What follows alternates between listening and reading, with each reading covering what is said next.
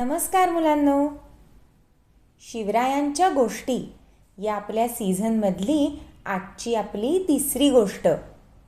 गोष्टीचं नाव आहे शिवबाचं बालपण. मागच्या रविवारी तुम्ही शिवजन्माची गोष्ट ऐकली, तर आजच्या गोष्टीत आपण ऐकूया शिवबाचं बालपण कसं होतं ते. शिवबाचा जन्म झाला आणि त्याचा पाळणा शिवनेरीवर झुलू लागला. जिजाऊ आणि गडावरची सगळी माणसं खूप आनंदात होती. हळूहळू शिवबा घरभर रांगायला लागला होता. तो जसजसा मोठा होत होता तसं त्याला शिवनेरीचं अंगणही कमी पडू लागलं.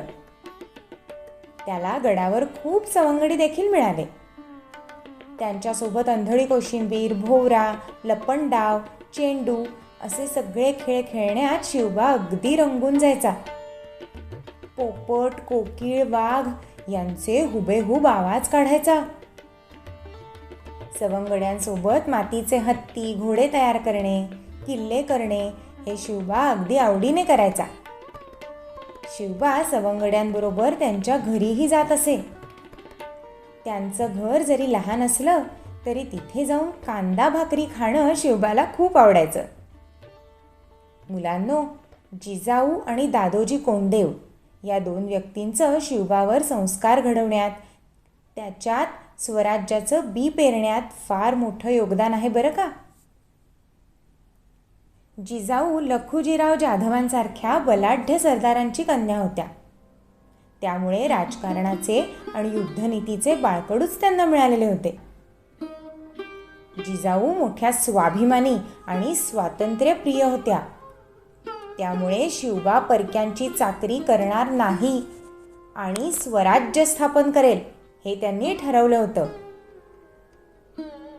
आणि या विचारानेच जिजाऊंनी शिवबाला, तो अगदी लहान होता तेव्हापासूनच, रामाच्या, कृष्णाच्या, भीमाच्या, अभिमन्यूच्या गोष्टी सांगायला सुरुवात केली होती. त्याचबरोबर संतांच्या, देवदेवतांच्या गोष्टीही सांगितल्या. नामदेवांचे, ज्ञानेश्वरांचे, संत एकनाथांचे अभंग म्हणून दाखवले. तेव्हापासूनच शिवबावर पराक्रमाचे आणि उत्तम विचारांचे संस्कार होत होते. त्यामुळे लहान वयातच शिवबा जिजाऊंना म्हणू लागला, माँसाहेब, आम्ही देखील श्रीराम आणि श्रीकृष्णाने केला तसाच दुष्टांचा नाश करणार आणि प्रजेला सुखी करणार. शिवबाचं ते बोलणं ऐकून जिजाऊंना फार बरं वाटे. तेव्हा शहाजीराजे निजामशाहीत होते. ते जरी निजामशहासाठी काम करत असले तरी त्यांना ही चाकरी न करता स्वतःचं राज्य निर्माण करावं असं वाटायचं. त्याकरता ते प्रयत्नही करत होते. परंतु काही वर्षांनी शहाजहानने निजामशाही बुडवली. यावेळी जिजाऊ आणि शिवबा शहाजीराजांबरोबर विजापुरातच होते. त्यानंतर शहाजीराजांनी विजापूरच्या आदिलशहाची सरदारकी पत्करली. आदिलशहाने शहाजीराजांना पुण्याच्या आसपासची सर्व जहागिरी दिली. परंतु महाराष्ट्रापासून दूर करण्याच्या हेतूने आदिलशहाने मोठ्या धूर्तपणे शहाजीराजांना कर्नाटकाच्या मोठ्या मोहिमेवर जाण्याचा आदेश दिला. शहाजीराजांनी यावेळी शिवबाला पुण्याच्या डोंगरात आणि दऱ्याखोऱ्यात वाघासारखा वाढवण्याचा असा एक वेगळाच विचार केला. त्याकरता त्यांनी शिवबा आणि जिजाऊंना दादोजी कोंडदेव यांच्याबरोबर पुण्यास पाठवलं. दादोजी कोंडदेव हे कोंढाण्याचे सुभेदार होते. ते शहाजीराजांचे इमानी सेवक होते. दादोजींचा स्वभाव अत्यंत करारी होता.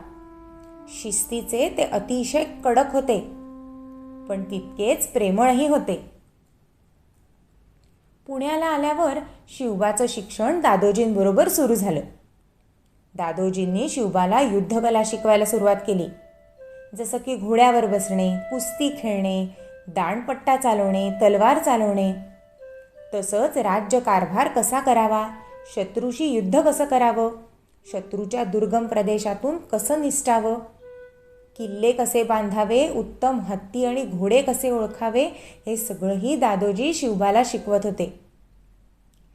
एकेकाळी अतिशय सुंदर असलेलं पुणं सुलतानांची आक्रमणं आणि आदिलशहाच्या फौजा यामुळे अगदी उद्ध्वस्त झालं होतं. स्वाऱ्यांमुळे सुपीक जमिनी ओस पडल्या होत्या. गाढवाचा नांगर फिरलेल्या जमिनीतून सोन्यासारखं पीक काढण्यासाठी दादोजींनी एक वेगळीच योजना केली. त्यांनी सोन्याचा फाळ लावलेला नांगर तयार करून घेतला आणि तो नांगर फिरवून शिवबाने स्वतः जमीन नांगरली. स्वतः बाळराजे नांगर चालवतायत आणि तोही सोन्याचा फाळ लावलेला. हे पाहून लोकांना आपणही आपल्या शेतात असेच काम करून सोनं पिकवावं असं वाटू लागलं. मुलांनो, त्या काळी लवकर लग्न होत असल्या कारणाने शिवबा 12 वर्षांचा झाल्यावर जिजाऊंनी मुधोजीराव निंबाळकर यांची मुलगी सई हिच्याशी शिवबाचं लग्न लावून दिलं. त्यानंतर जिजाऊ आणि शिवबा बंगळूरला शहाजीराजांना भेटायला गेले. तेव्हा शिवबाचा समजूतदारपणा, शिस्त, श्रद्धा आणि स्वातंत्र्यप्रियता बघून शहाजीराजांना समाधान वाटलं. ते शिवबाला म्हणाले, शिवबा, यापुढे तुम्ही पुणे जहागिरीचा कारभार पाहावा अशी आमची इच्छा आहे. हे ऐकून शिवबाला खूपच आनंद झाला. शहाजीराजांनी शामराज निळकंठ पेशवे, बाळकृष्ण पंत हनुमंते मुजुमदार, सोनाजी विश्वनाथ डबीर, रघुनाथ बल्लाळ सबनीस अशी विशिष्ट हुद्द्याची माणसं पुणे जहागिरीकडे तैनात केली. तसंच त्यांनी शिवाजीराजांची स्वतंत्र मुद्रा तयार करवली. त्यावर लिहिलं होतं, प्रतिपश्चंद्रलेखेव वर्धिष्णुर्विश्ववंदिता शाहसुनोः शिवस्यैषा मुद्रा भद्राय राजते. याचा अर्थ असा की प्रतिपदेच्या चंद्रकलेप्रमाणे वाढत जाणारी आणि साऱ्या विश्वाला वंद्य होणारी शहाजीराजांचा पुत्र शिवाजीराजे यांची राजमुद्रा लोकांच्या कल्याणासाठी आहे. ही राजमुद्रा म्हणजे जणू शहाजीराजांच्या मनातल्या स्वराज्याचा संकेतच होता आणि त्यामुळेच त्या काळी राजमुद्रा फारसी भाषेत कोरलेल्या जात असूनही शिवरायांची मुद्रा मात्र संस्कृतमध्ये होती. शहाजीराजे लग्नाला उपस्थित राहू न शकल्यामुळे त्यांनी मोहित्यांच्या घराण्यातल्या सोयराबाईंशी शिवरायांचं दुसरं लग्न लावून दिलं. सईबाई आणि सोयराबाई या दोघींना घेऊन पुण्याचे जहागीरदार झालेले शिवराय बंगळूरहून पुण्यास परतले. पुण्याच्या मावळ खोऱ्यात राहणाऱ्यांना मावळे म्हणत. मावळे इमानी, कष्टाळू आणि चपळ होते. हे मावळे शिवरायांच्या शब्दाला मान देत असत. शिवरायांसोबत त्यांच्या तासनतास गप्पा रंगत आणि ते शिवरायांचे सवंगडी झाले. शिवरायांनी हळूहळू आपल्या जहागिरीच्या कारभारात लक्ष घालायला सुरुवात केली. ते आपल्या जहागिरीतल्या निरनिराळ्या भागात हिंडून तिथल्या लोकांची भेट घेऊ लागले. दादोजींसोबत हिंडताना त्यांना आपल्या जहागिरीत आणि सह्याद्रीत असलेल्या देवस्थानांची, गडांची, चोरवाटांची आणि लोकांच्या गुणांची प्रत्यक्ष ओळख होत होती. शिवराय हळूहळू स्वतंत्रपणे निर्णय घेऊ लागले होते. शिवरायांचं त्यांच्या जहागिरीवर बारीक लक्ष होतं. त्यांना जाणवत होतं की लोक आदिलशहाच्या अंमलदाराकडून होणाऱ्या जुलूम जबरदस्तीला, अन्यायाला आणि लुटालुटीला कंटाळले आहेत. हे सगळं बघून आपल्या लोकांसाठी हक्काचं असं काहीतरी निर्माण करण्याची गरज आहे हे शिवरायांना जाणवलं होतं. जिजाऊ आणि शहाजीराजांच्या मनातलं स्वराज्य स्थापनेचं स्वप्न आता शिवरायही बघू लागले होते.